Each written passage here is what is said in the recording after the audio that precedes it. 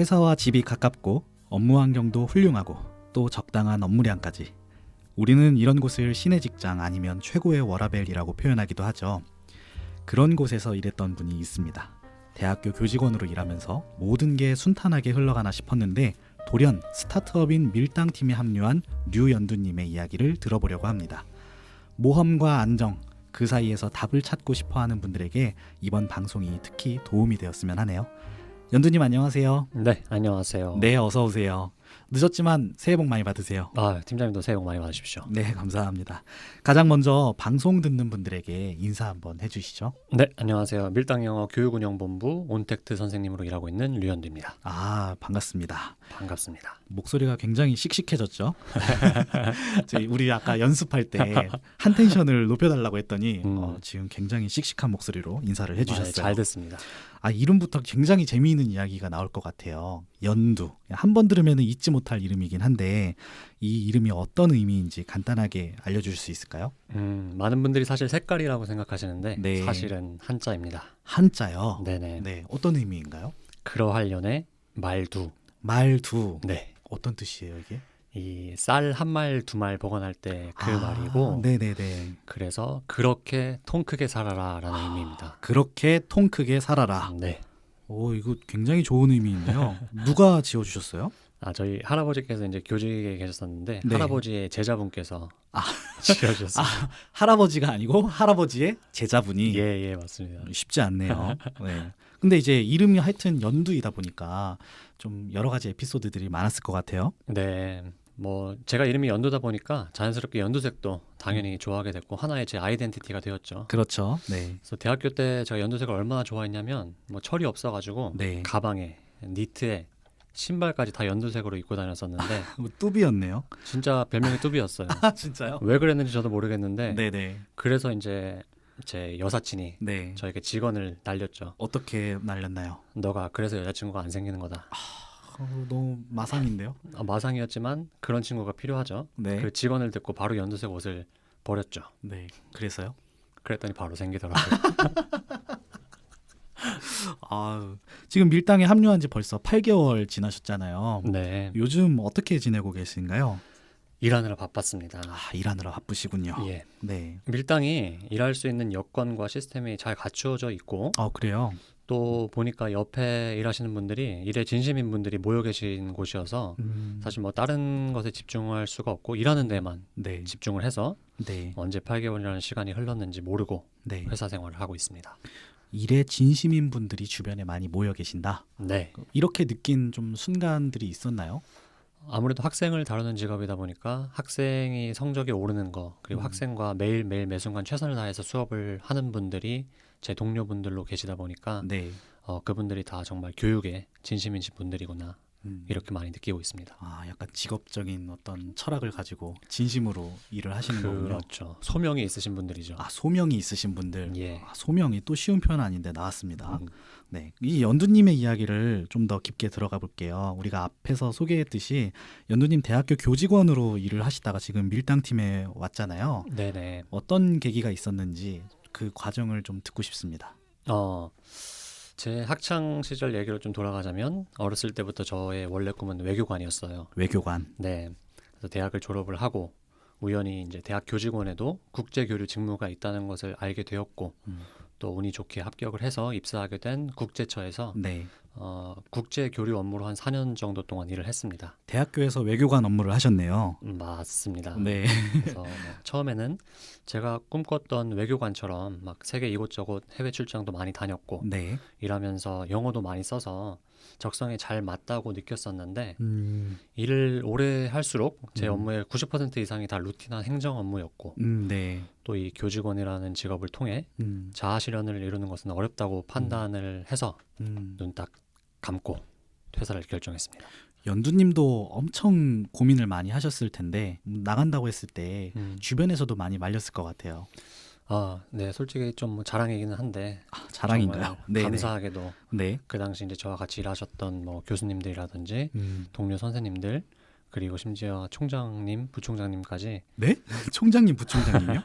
네, 제 퇴사를 알려주셨어요. 네. 그래서 근데 아무래도 그분들의 얼굴을 보고 또 이야기 나누면 마음이 약해질까봐 네. 제 결정을 먼저 이메일로 보내드렸고 이렇게 만류의 뜻을 전하고 네.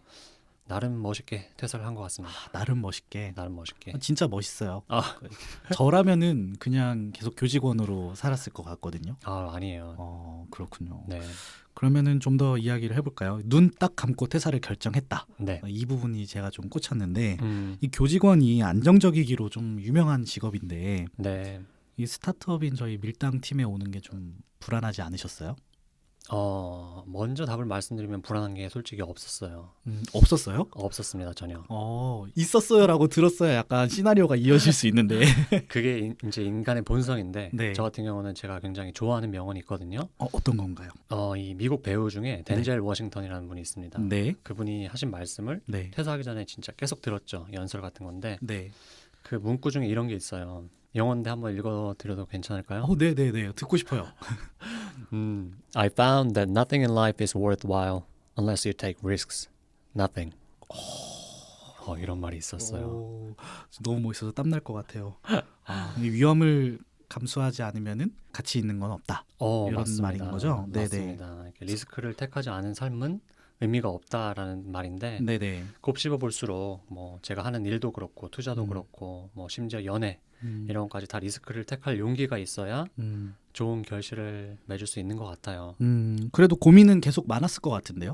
그럼요. 저도 이제 당연히 사람이다 보니까 네. 가보지 않은 길에 대한 두려움도 당연히 있었고 또 이미 가지고 있는 이 안정성을 자의로 내려놓는 일이 정말 쉽지 않았습니다.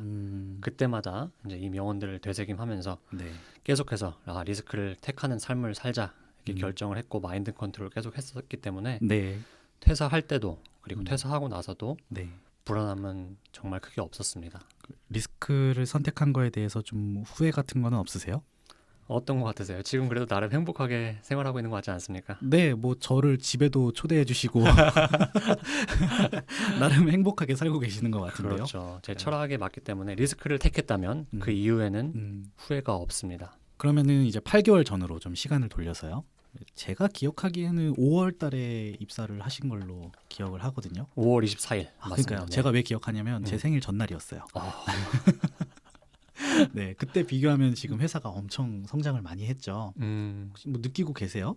그럼요. 그래서 이 과정을 좀 가까이서 봐온 소감도 좀 듣고 싶어요. 제가 처음 입사했을 때가 직원이 한 60명 정도였던 걸로 기억하는데 맞아요. 지금은 인원이 거의 한 두세 배가 되었죠. 네, 이제 한 160명 정도 되죠. 160명. 네. 그래서 학생들도 빠르게 늘어나는데 그 네. 교육의 질을 높이기 위해 각 부서에 필요한 인원들이 계속해서 빠르게 충원이 되고 있잖아요. 네. 그 모습이 되게 신기하기도 하고 또 일하는 입장에서 감사하기도 했습니다. 에듀테크라는 그 기업 특성을 또 보셨을 것 같은데 어떠셨나요? 에듀테크 산업이 사실 저는 성장 가능성이 높다고 생각하고 제 관심 분야이기도 했었는데 네네. 여러 플레이어들이 있는데 그 중에서도 밀당이 빠르게 성장하는 모습을 지금 가까이서 지켜보고 있으니까 내가 그래도 거인의 어깨에 잘 타지 않았나 생각을 해봅니다. 우리 회사의 비전이 질 높은 교육 기회의 평등이잖아요. 네네. 이 비전을 실제로 구현해 가시는 모습을 연두님이 잘 보여주시는 것 같아서 저는 옆에서 매일 조용히 응원을 하고 있습니다. 과찬해집니다. 회사만큼 연두님도 좀 성장을 했는지도 물어보고 싶어요. 뭔가 온택트 선생님이 일단 이 직업 자체가 흔하지 않은데 이 온택트 선생님으로 일하면서 좀 배운 점들이 있다면은 허심탄회하게 말씀해 주시죠. 전례 없는 직업이죠. 온택트 선생님이라는 게. 네네. 그래서 저도 제가 어떤 부분에서 성장할 수 있을까 좀 고민도 하고 궁금해 하기도 했었는데 네네. 일하다 보니까 학생의 성장이 곧 나의 성장이다 이렇게 느끼게 되었고 학생의 성장이 곧 나의 성장이다. 네네. 왜냐하면 내가 누군가를 성장시켰다는 것은 제 자아 효능감이랑도 이어지는 거잖아요. 자아 효능감. 멋있는 단어들 많이 나오는데요 오늘. 교육 영어 교육학을 전공했기 때문에 네. 교육학적인 네. 좀 텀들이 많이 네. 쓰일 거예요. 계속 말씀해 주시죠. 네. 그래서 행복하려면 누군가에게 도움이 되어야 한다는 말이 정말 맞는 것 같다고 일을 하면서 느끼고 있어요. 네네. 또 온택트 선생님으로 일하면서 배운 게 있다면 기술의 힘과 가능성을 몸소 체험할 수 있었습니다. 그래요? 네네. 이제 제가 더 많은 학생들에게 1대1 과외를 하는 것과 같거나 오히려 더 우수한 효과로 도움을 줄 수 있다는 사실에 좀 놀랐습니다. 우리가 저 과외를 완전히 대체하겠다는 게 우리의 목표 중에 하나잖아요. 네, 여러 가지 그 시스템들이 마련이 되어 있었는데 네. 뭐 이런 거를 해보면서 느낀 점들이 있었을까요? 이런 기술의 힘을 빌려서 사실 제가 중요하게 생각하는 제 철학 중에 하나인 선한 영향력 이런 것을 펼칠 수 있어서 선한 영향력. 좋았습니다. 네. 네네. 사실 영어라는 과목을 좀 상식으로 지식으로 가르치는 강사가 아니라 네. 학생 개인이 가지고 있는 꿈에도 좀 공감을 해주고 음. 지지해주고 싶은 게 약간 제 교육 철학이거든요. 학생들이 엄청 좋아할 것 같아요. 네. 그래서 저는 이제 수업을 할 때도 제 학생들에게 먼저 꿈을 묻고 아, 네. 적어도 일주일에 한 번은 네. 너의 목표와 꿈에 대해 한번 직접 써보고 쌤한테도 공유를 해보라고 하는데 네. 이 방법이 저에게도 그리고 학생들에게도 서로 유익한 것 같아요. 단순히 영어 선생님이 아니라 약간 멘토처럼 일을 하시는데요. 네네. 네. 그래서 이렇게 하다 보면 뭐 상호 간 라포 형성도 되고 음. 상호 동기부여도 되고 음. 또 학생 입장에서는 꿈을 공유할 수 있는 어른이 하나 생긴 것 같아서 좋다고 하더라고요. 네네. 그래서 이제 빨리 내년이 돼서 학생들이 써왔던 그 꿈이 현실로 변하는 모습을 빨리 보고 싶은 게 제 마음입니다. 한 8개월 정도 이제 수업을 하셨는데 그 사이에도 학생들이 크고 있다는 거를 많이 느끼시죠? 그럼요. 네. 네. 단순히 이제 학생들이 성적이 올랐다 이런 것보다도 하나의 인격체로서 성장하는 모습을 보일 때가 있는데 저는 그때가 제일 뿌듯합니다. 아, 저도 그럴 것 같아요. 네.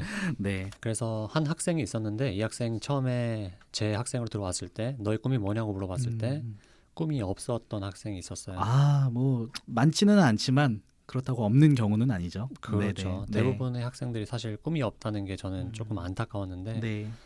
전화 통화도 하고 이 학생이랑 좀 오랜 기간 동안 수업을 하면서 학생이 꿈이 하나씩 생기는 게 보이더라고요. 네네. 그리고 그 꿈을 구체화하고 그 구체화된 꿈을 목표를 정해서 하루하루 리스트를 이렇게 체크해 나가면서 하는 모습이 네. 저는 너무 보기 좋았습니다. 그 이렇게 폰부스에서 업무하실 때 주로 이제 학생분들이랑 상담 업무 하시는 건가요?